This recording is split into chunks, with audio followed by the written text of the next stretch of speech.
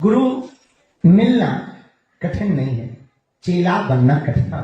हमारे गुरु जी बहुत गालियां में फक्कड़ थे और फक्कड़ महात्मा, बड़े अद्भुत महात्मा थे और इतनी सेवा करवाई कि हमें पता है। सुनाने के पहले उनको पैर में ऐसे अंगूठा से दबवाने की आदत थी। 12:15 पे सोते थे, 3:15 पे 3:30 पे उठ जाते और उनके जगने के पहले हमें जगना पड़ता था। सुबह 6 बजे तो धूना रमाओ, जब तक वो पूजा में बैठते थे हम धूना रमा के 4 रोटी बड़ी बड़ी मोटी मोटी 40-42 इंची और 40-42 नंबर बड़ी हम 4 रोटी, दाल थोड़ी सी बना दी, थोड़ी चटनी बना दी। 6 बजे पाकर तिलक लगाकर चाय की सितारा पर दिन भर की प्राप्ति 2010 में प्रारंभ में हमको प्रारंभ हमारे गुरु जी ने तो हमें 12 साल हैरान किया। हमारे गुरु 12 साल और इतनी सेवा करवाई कि हमें पता है। 11:15 पे सोते थे और सुनाने के पहले उनको पैर में ऐसे अंगूठा से दबवाने की आदत थी। 11:15 पे सोते थे, 3:30 पे 3:30 पे उठ जाते और उनके जगने के पहले हमें जगना पड़ता था। बाल्टी रखनी पड़ती थी, क्योंकि पुराना जमाना पे हेड पंप पे नहाते थे तो बाल्टी रखनी पड़ती थी, गमछा रखना पड़ता था। इसके बाद में 6 बजे उनको टिक्कर चाहिए, सुबह 6 बजे तो धूना रमाओ, जब तक वो पूजा में बैठते थे हम धूना रमा के 4 रोटी बड़ी बड़ी मोटी मोटी 40-42 इंची। हाँ, कई बार ऐसी बच्चे ही थे कच्ची रह जाती थी, लेकिन गुरु तो गुरु होता है, उसको भी बड़े प्रेम पूर्वक खा के कहते थे बहुत अच्छी बनी।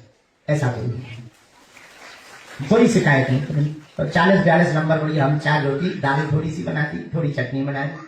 6 बजे पाकर तिलक लगाकर चाय की सितारा पर दिन भर के लिए चाय चालू हो जाती ऐसे और दिन भर कभी चाय चल रही, कभी कोई मिलने आ गया, कभी कोई कथा सुना रहे, कभी कोई जप बता दिया, कभी कोई और नाराज हो जाते थे, इतनी गालियां बकते थे। अब हमारा तो मोबाइल में गालियां चल जाएंगी, इसलिए हम देते नहीं। हाँ, हमारे गुरु जी बहुत गालियां में फक्कड़ थे और फक्कड़ महात्मा थे, खूब गालियां बकते थे, बड़े अद्भुत महात्मा थे। हमको 12 साल लगा।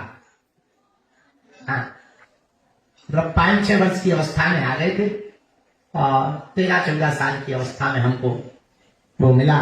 फिर पूर्ण मंत्र की प्राप्ति 2010 में प्रारंभ में हमको प्रारंभ 2010 में और 2010 में शरीर पूरा।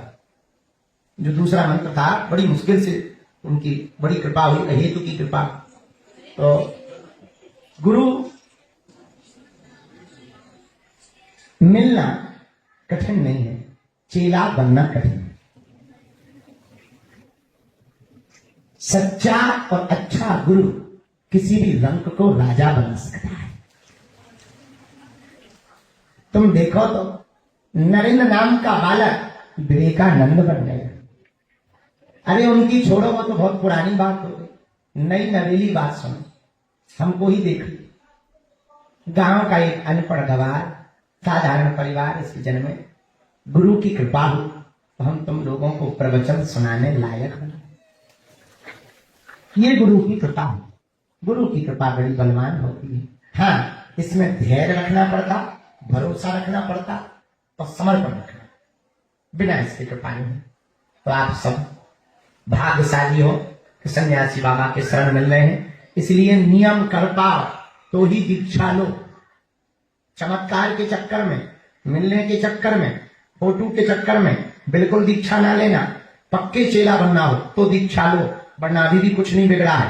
अपने केरा पेरा खाओ, सामान बेच देना दुकानों से। हाँ बिल्कुल कहा, क्योंकि हमारे गुरु ने कहा है 100 लंगड़े घोड़े पालने से बेहतर है एक ठीक ठाक घोड़ा पाला जाए।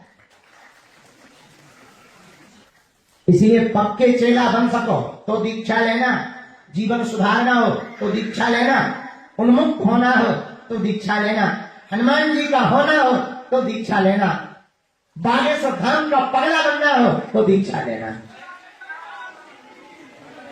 बोलो सीताराम, जोर से बोलो, जोर से बोलो। हम भैया 2 कप चाय बना दो, कुर्सी